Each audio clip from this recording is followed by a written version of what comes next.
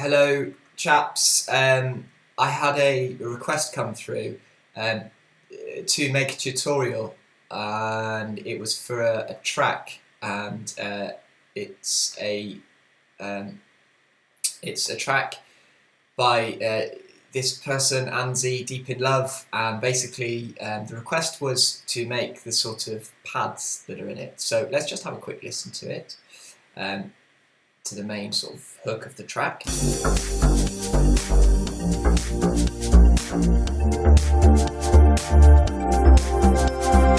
So that is the chord, that is the main sort of bass line of the track with the chord progression. And just have a listen to another part where it's got just the chord and it's got the first chord of the progression.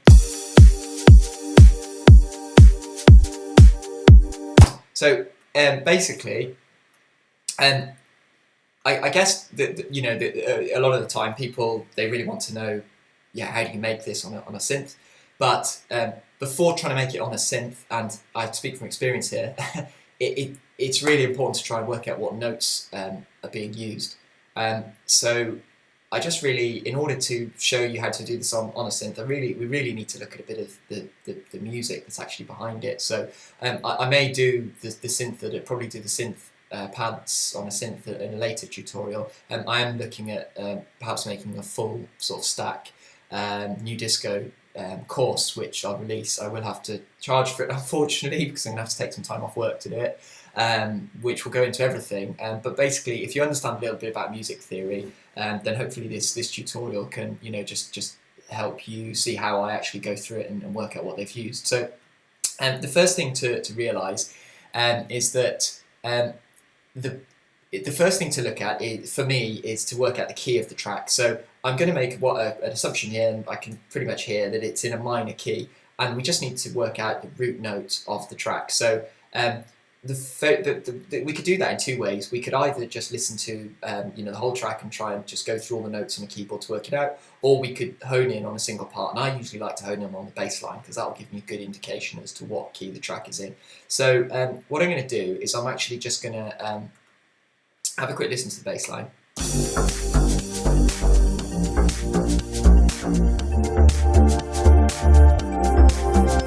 So we can hear it starts on a note and then it goes up and then it goes up and then it goes down at the end. So I'm just going to use a bass line from one of my remix that I worked on, the last thing that I did. And I'm going to just take that out, and then I just want to show you the bass line patch. Bit high, I'll pitch it down a couple of octaves. So basically,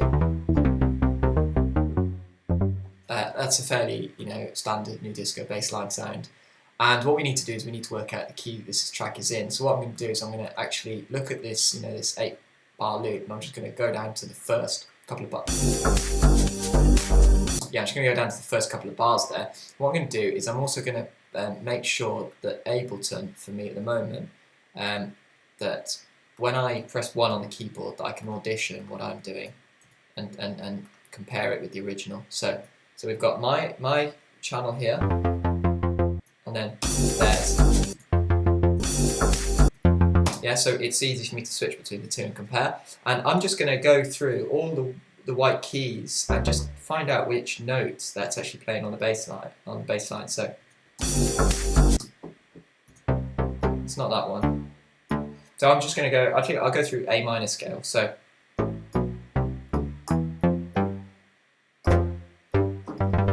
I'm just going to pull up the synth that I'm using. I'm using this Poly6 synth actually. I usually use Sylenth for everything, but Mo Turk actually recommended this to me, and it is a pretty nice synth. So we'll just have a quick look here. And if I just show you the keys that I'm hunting down the right note.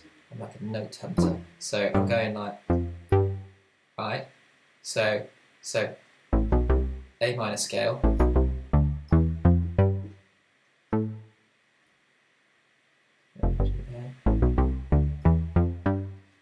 It's that note there, right, which is a G, F, G, A. Okay, so just play.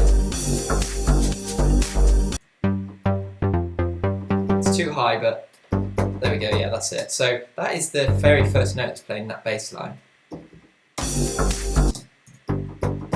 Yeah, and then basically to just cover a tiny bit of music theory, what usually happens, and a lot of the time, is these basically the bass line will play a progression, and the bass line will only have one note, and it will go through a series of notes. And basically, if I just explain a bit of the theory to you, it's called bass theory, and it's quite fundamental to understanding how chords are put together on top of bass lines. But if we imagine that if we have the we've basically worked out that we're using a G minor scale, because I just worked that out from that bass line. And if we basically just take that off there, and I'm just going to play in these notes. If we take the G minor chord, which is the first chord in the G minor scale, which is that one there, we know that over 8 bars, most likely what happens with most of these new disco tracks is we'll get some sort of progressions, and it will play a few of the triads from that scale. So,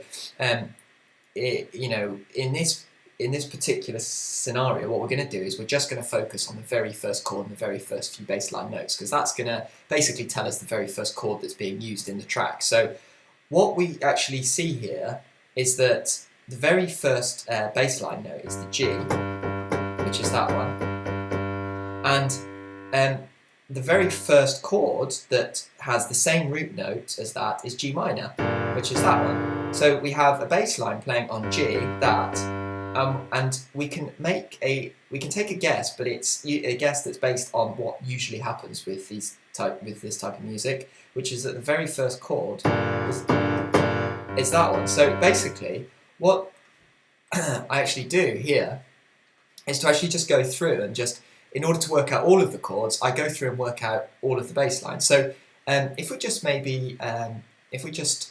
have a look at, just close that. We've closed that piano down. I'm just going to put the MIDI on there. So I'm just going to try and work out the bass line, and once I've got the bass line, I can then work backwards and work out what are the expected chords, what are the most likely chords that will go over that bass line, because usually the chord that goes over whatever note is playing at that time is the fundamental, the tonic note of the chord will match exactly the bass line, usually 9 times out of 10. It just so happens that musically, the tonic note of the chord is strongest if it matches the bass line. You can go differently. Sometimes you can go to the last note in the chord, and that's the next strongest. But that's just the basics of bass theory. That's how it works. So I'm just going to see if I can work out the bass line here. So we go from the start.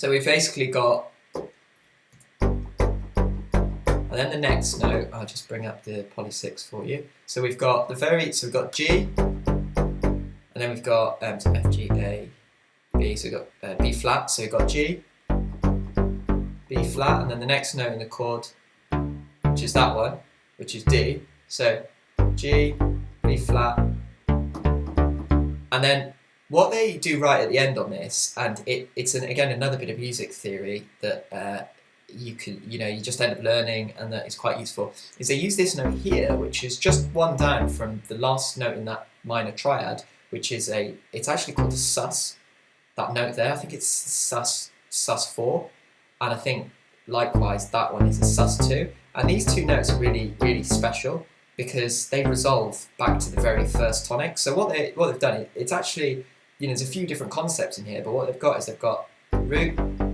goes up through the minor chord, the first natural chord in that scale, onto the last one. Sounds really good. Sus. Yeah, and that's it. So it's really simple, but by knowing a bit of music theory, it's made it much easier because we know now. So.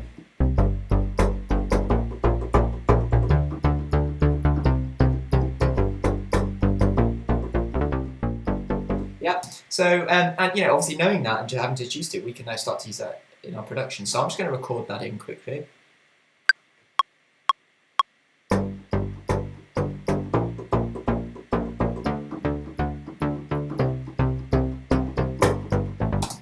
Oh, we just take that little bit out there, and yes, And then basically, and now that we've worked out the progression of the bass line, oh, by the way, this progression, because that's the first, and that's the third note in the scale, and that's the fifth note in the scale, it's like a 1, 3, 5, 1, 3, 5, 4, it's going to 1, 3, 5, 4, so we can be pretty sure that progression is, not sure, but we can have a go at just seeing if the chords will match that progression. So we take our bass line to there, because here we've got our chords. So what I want to do is basically, I want to just get a pad sound out now. So I will cover pads, how to actually do the pads on a synth in the next lesson, but it's, you know, there's no point in doing that yet because we need to work out the notes in it. So, you know, that's obviously when I sat down to do it, I was like, well, we need to, you know, that's what we need to do. So there's no point in showing you how to run before we walk. So now I just want to set up Ableton so that when I press 1, then it isolates, it will turn that off. So yeah, I'm either going to play the original, original, and then mine. And on that pad, I just want to put my keyboard onto that pad.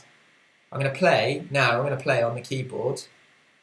I'll just show you with Sylenth. I'm going to play a G minor. Oh, too low. Yeah? Let's have a listen to the original. To mine. Yeah, sounding good.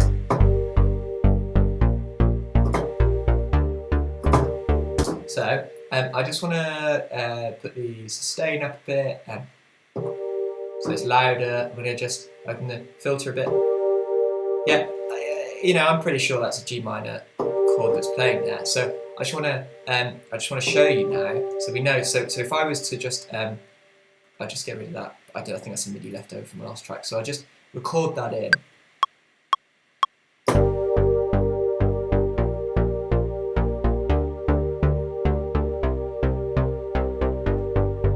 So we go.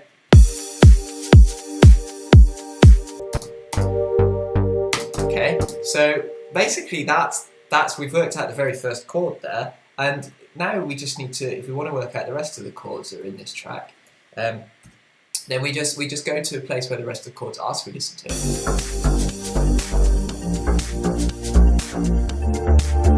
Now, I'm not saying that this is definitely going to be the case, but there's a strong chance that the root note of this chord, just like it matches the root note in the bass line, is going to match it all the way along, okay?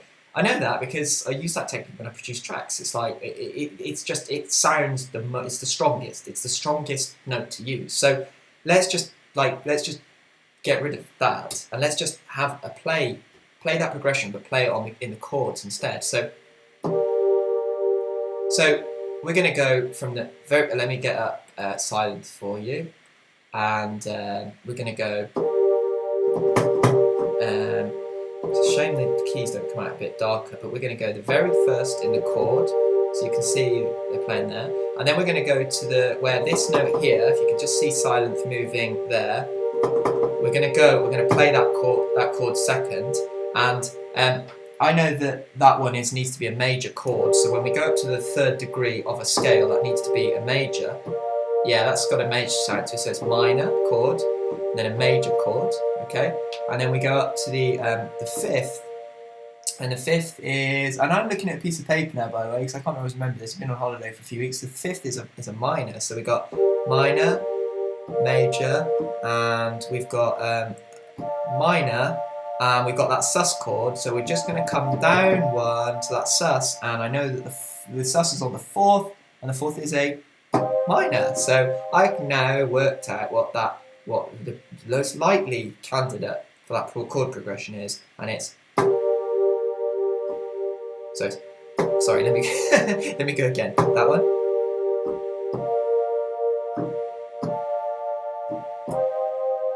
Okay, now let's have a listen to the original.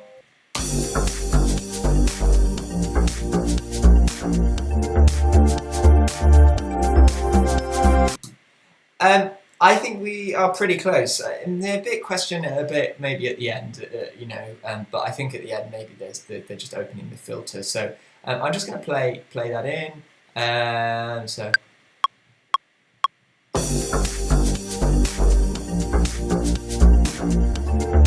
hang on, sorry. Do you know, I was playing without the thing on. I thought I could get away with it, but let me just go back to my one. So.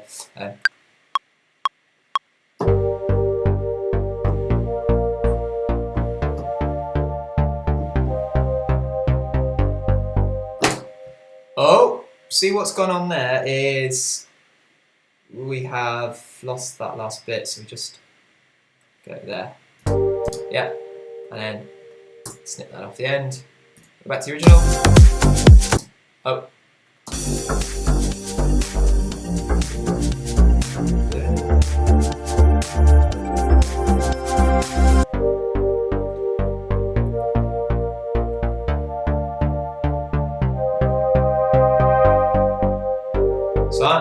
So that little lift we got at the end there is just the filter opening, so we'll just record that in. Huh? What's happened there? Oh, I need to go to overdub mode. Now just record that in.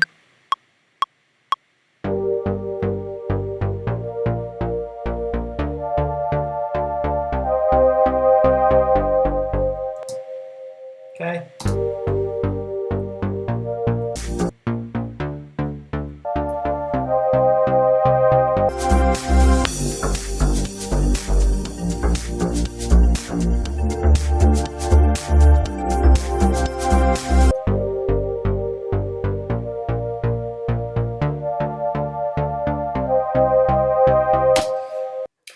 Okay, so there we have it. In this tutorial, we have learned how to decompose a track by firstly realizing what signature it's in, i.e. a minor key, then working out the root note of that track, which in this case was G, and so we therefore know that the key is G minor. Then we played in the bass progression, and we decided that from the bass progression we would try out all of the natural chords whose first note in each chord falls directly on the bass note that was playing at that time. So we then came up with our chord progression, and that's how we worked out how to make the pads sound like the one in the reference track. So if you would like the MIDI for this file, then please like my page on Facebook and send me a message through it and just ask for the MIDI file and I will send it to you.